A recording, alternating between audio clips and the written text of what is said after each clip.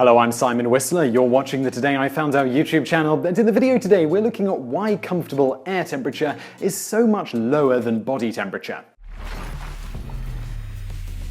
Each summer, as temperatures approach 98 degrees Fahrenheit, that's about 37 degrees Celsius, we hear news stories about people suffering and sometimes even dying from overheating.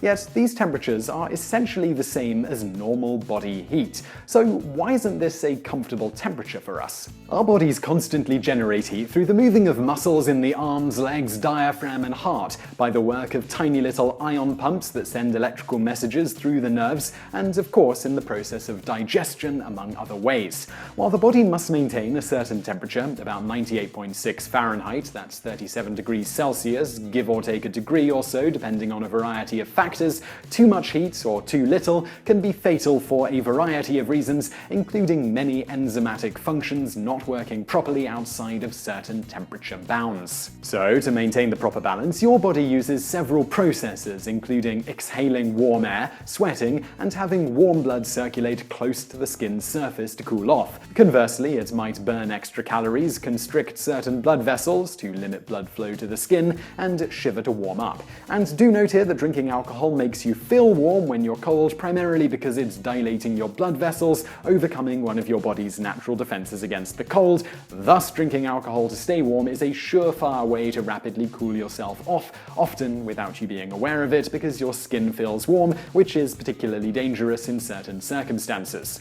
Beyond ambient temperature, humidity also impacts these processes on both ends. In cold, damp weather, the humidity acts in a similar manner as sweat, causing evaporative cooling. However, on hot and humid days, that same humidity interferes with the evaporative process. Of course, those of us who are always cold, as well as those of you who are always hot, know there must be more to it than just air temperature and humidity. And in fact, there are actually 6 general thermal comfort factors that influence whether you feel hot or cold in a given ambient environment. These include the presence or absence of wind or other air movement. For instance, according to the National Weather Service, a daytime temperature of 25 Fahrenheit, that's 4 Celsius, and a wind of 20 miles per hour would produce a wind chill of 11 Fahrenheit or minus 12 Celsius. Another factor that affects your thermal comfort is whether you are receiving heat from a radiant source, like the sun or a fire.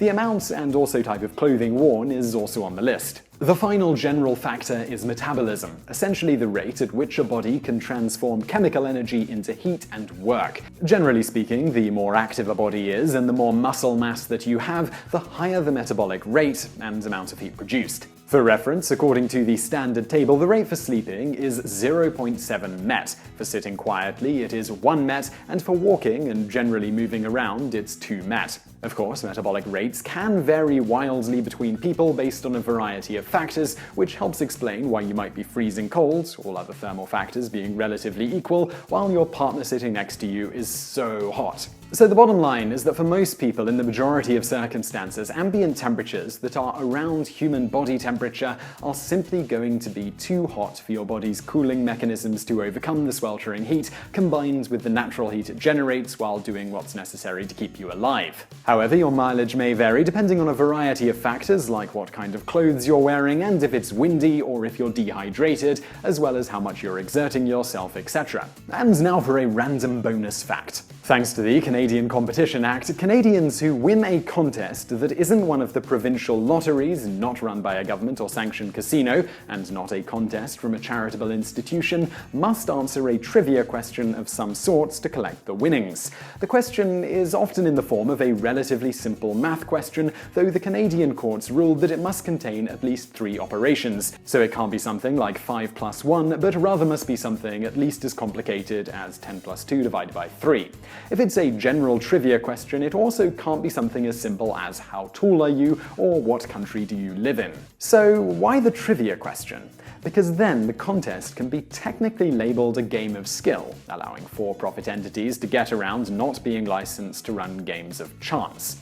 In the US, the same type of thing is often accomplished by not requiring someone to purchase anything to enter a contest, hence the no purchase necessary fine print, allowing anyone to write in and enter the contest without financially benefiting the entity running the game of chance. As an aside, it's also interesting to note that the game of pinball was illegal in some regions of the US for a time, owing to the fact that it was long considered to be a game of chance rather than skill, until one man, Roger Sharp, successfully called his shot while playing pinball in a Manhattan courtroom, proving once and for all that it was a game of skill and not a game of chance. So I really hope you enjoyed that video. If you did, please do give us a thumbs up below, and if you've got a topic that you would like us to cover, let us know in the comments below. We will read them, and if you see one you like, give it a thumbs up, because the ones that rise to the top, we are more likely to make into videos. So if you liked it, give it a thumbs up, leave a comment, and thank you for watching.